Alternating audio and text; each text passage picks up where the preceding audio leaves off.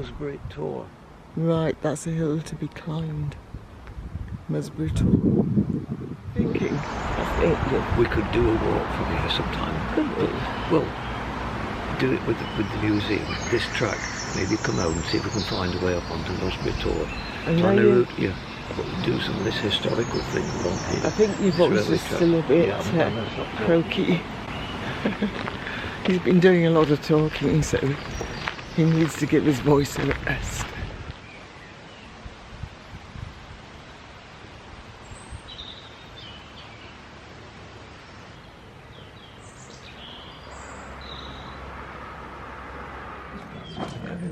Is it? Yeah, it's amazing.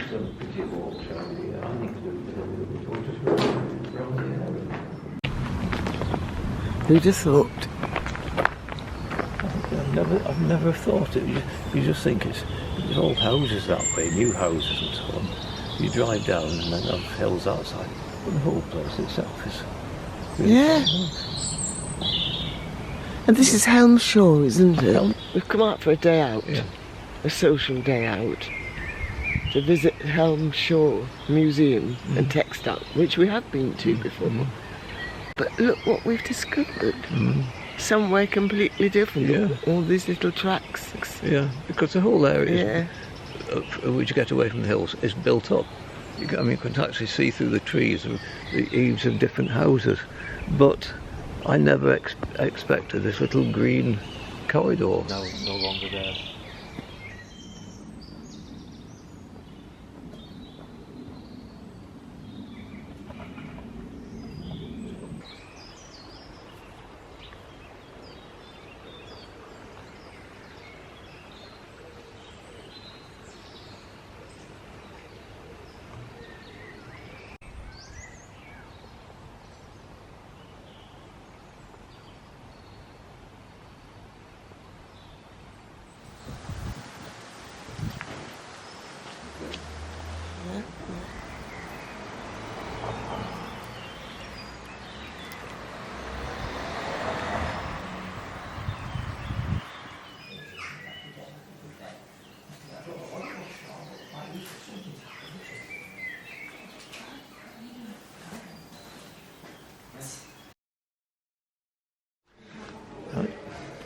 These are the carding pads.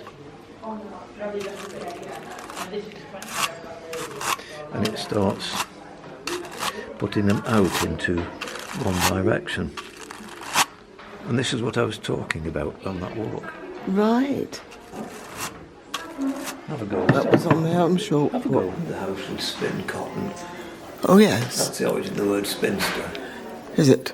You know, someone who spun cotton. The wife and the daughters would spin cotton.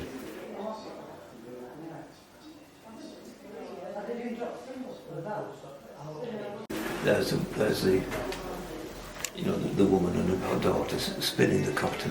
The little children are doing the carding, and Dad weaves the cotton into a cloth. Right. Because you have to pass that spin shuttle by hand. They can only make narrow cloth.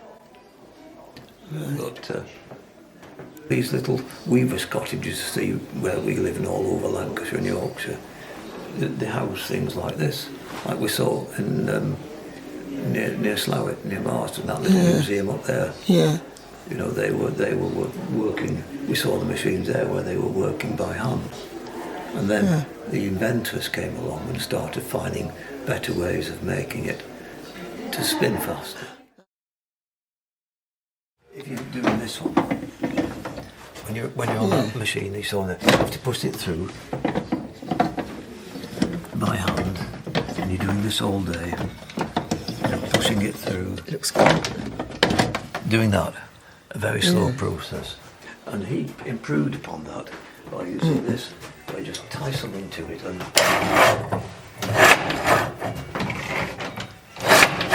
It's very noisy, doesn't it's it? not working very well, but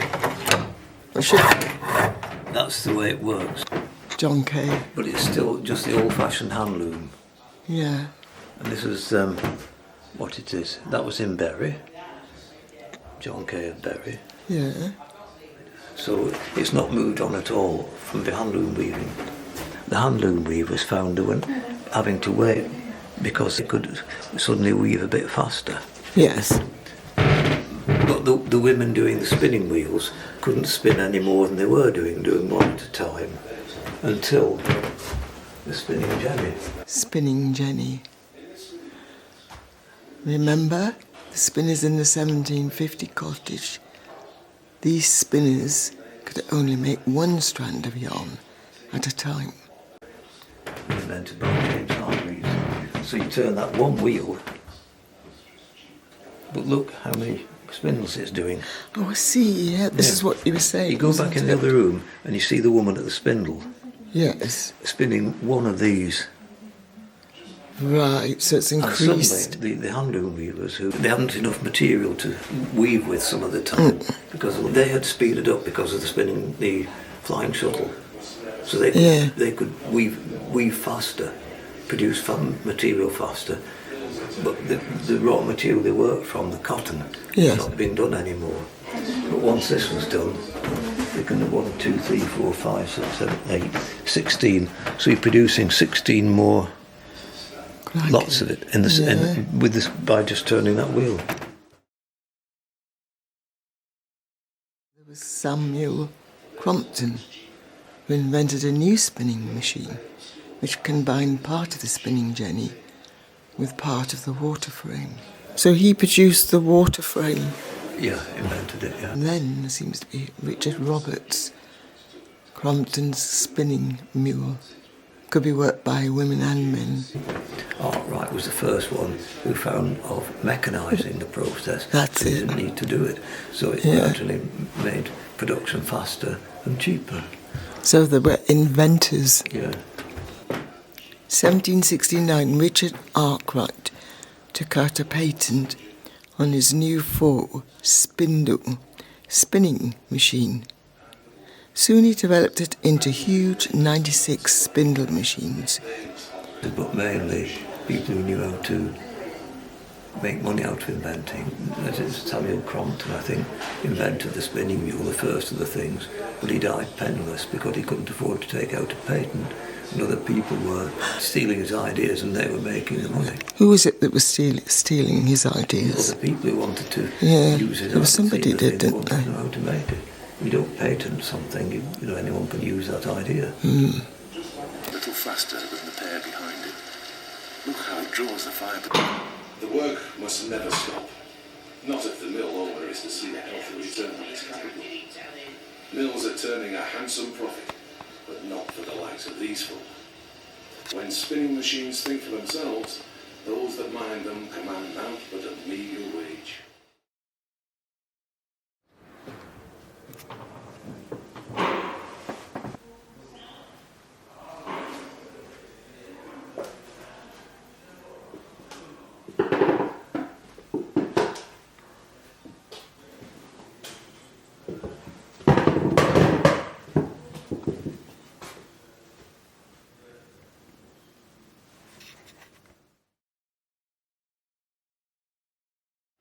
It wasn't just the producers of the spinning wheel. It was also the workers, the machines and the workers' children in the textile industry, and how they were regulated in work and wages.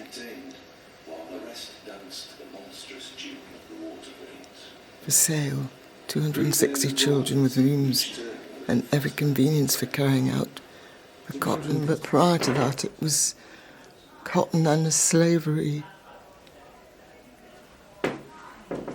Slaved Africans still needed to pick the cotton by hand from the plants.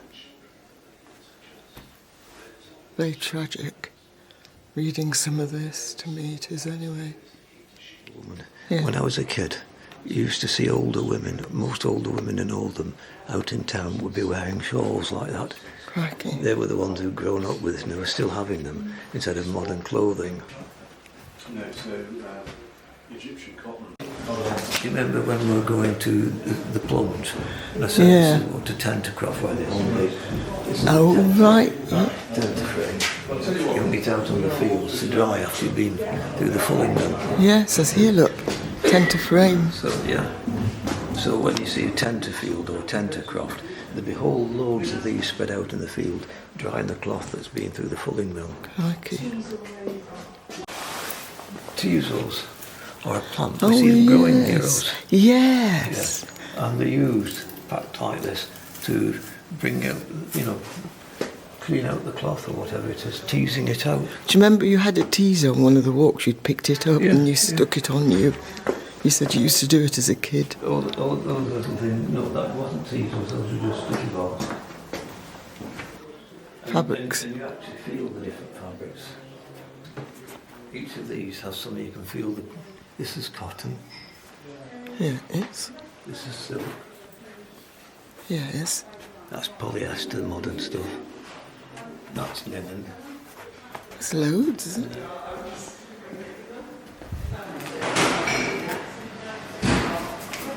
And, I was saying, since your last page, since the actual sheet. I'll have a